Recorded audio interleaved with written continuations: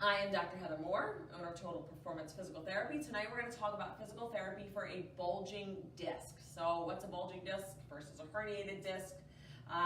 So we've kind of been on a little bit of sciatica, bulging disc, herniated disc kick. So we're just going to kind of continue on that and go into some physical therapy for bulging discs. So I'm going to give you a very big caveat in terms of bulging versus herniated discs. So 70% of all Americans have some sort of bulging disc. So a lot of times this gets blamed on pain that's happening in their back, only because you do an MRI and all of a sudden a bulging disc shows up or a herniated disc shows up.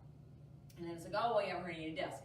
Well, 70% of people have a bulging disc or herniated disc. And it can have absolutely nothing to do with the reason that you have pain.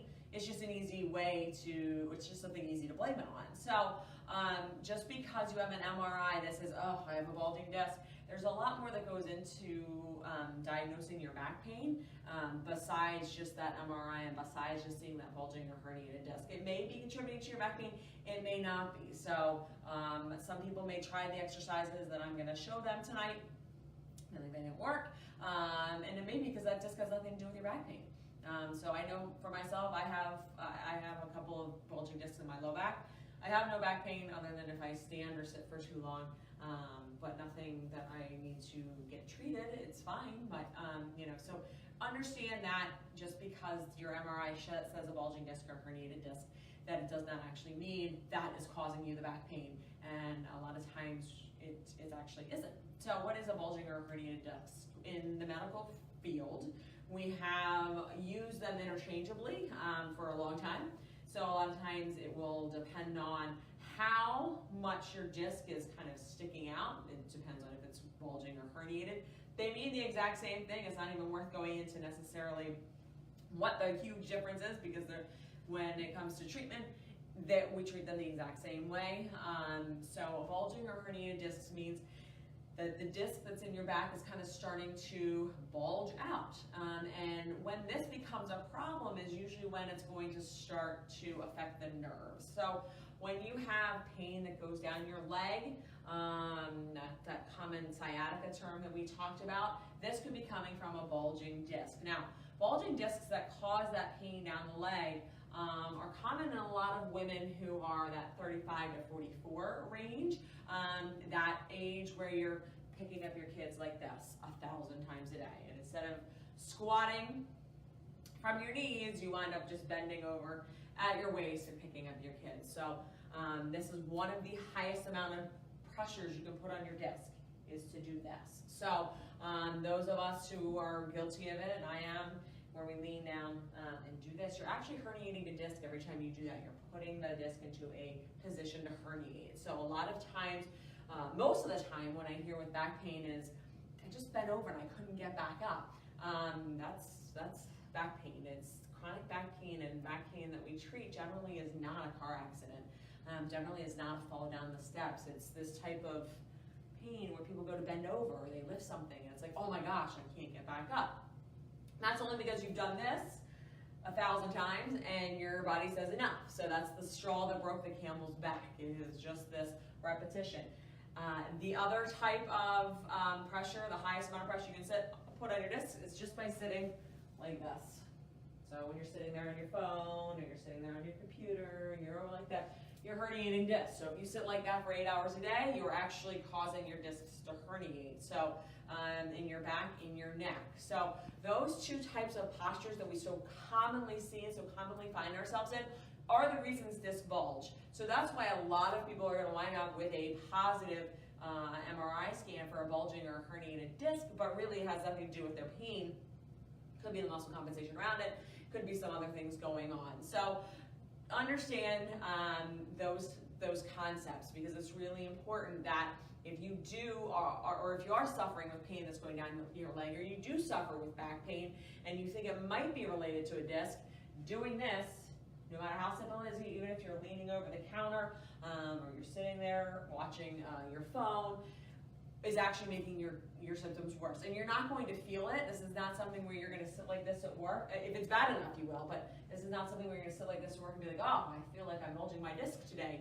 You're not going to feel it until it goes all the way and winds up really causing you some pain where you probably can't put weight on your leg or unable to get off the couch, different things like that. So be aware of that sitting in that standing posture. If you're experiencing some type of back pain, especially if you're experiencing pain down your legs, it's really important to take note that you stay out of those postures for prolonged periods of time. I mean, if you can avoid it for good, even better.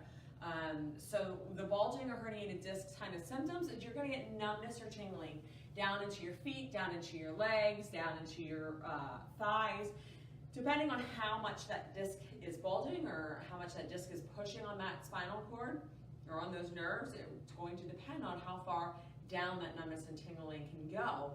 It can even lead to a drop foot, or you're kind of not able to put as much weight on one foot because of that disc herniating or bulging. So these are all symptoms, and they can all progress. Maybe your pain is localized to your back, and maybe your pain only goes down into your thighs, and but it can easily go right down into your calf and then into your foot. So burning, numbness, tingling, those are some of the buzzwords that we look for when we know that there's some type of contributing factor of that disc. Now, if it's just more spasm, is it more achy? So generally, that doesn't tend to be a disc. While there may be a bulging disc present, generally those type of words are describing more of a muscle issue. Now, you could have both. You could have some numbness and tingling. You could have achy. You could have some muscle spasms. And usually that's what we find is kind of this potpourri going on because people have ignored their back pain for so long that they wind up with a herniated disc and spasms in their back. So it's really a kind of a potpourri that's going on. But I'm going to go and show you just 2 exercises that can help you with a herniated disc if it is something that is causing pain down your leg. So the first one, all you're going to do is put your hands right on that low back, okay? And you just want to lean forward and you're going to look up at the ceiling, nice and easy, and then come back, okay? Just having your hands right on that low back, leaning backward, and then coming forward. That's really important to do. You want to do this about 10 to 15 repetitions. Now, if you do this and you either 1, have pain, or 2, the numbness and tingling increases, you want to stop immediately, okay? So if you're doing this and you're like, oh my gosh, it's killing me, or there's more pain going down your leg, you want to stop it, okay?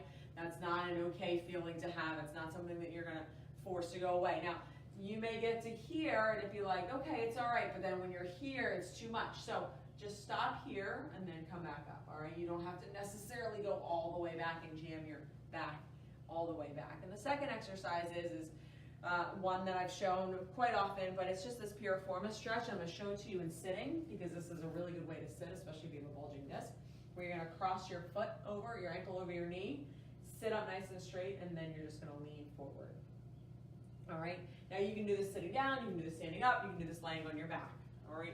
But that's gonna open that hip up. And again, if you get an increase in symptoms, if you get an increase in numbness and tingling, now the one thing you don't wanna do is you don't wanna cross your leg over and then slump forward, okay? Because that's just going to cause your discs to herniate, and the stretch will defeat the purpose. So know that when you're doing that particular exercise, you want to just really make sure you're sitting up straight and leaning forward. And you can do that kind of at the office all day, just alternate legs, kind of crossing over. That might help some of that pain. But one of the best things you can do is stand up. Make sure if you're experiencing back pain, sciatica, numbness, tingling, that you're getting up out of your chair every 15 minutes. So you don't have to take a break to the water cooler, but yet just stand up, kind of change a little position, and then sit down. Making sure that you're not in that stationary standing or stationary sitting. Both are equally bad for you.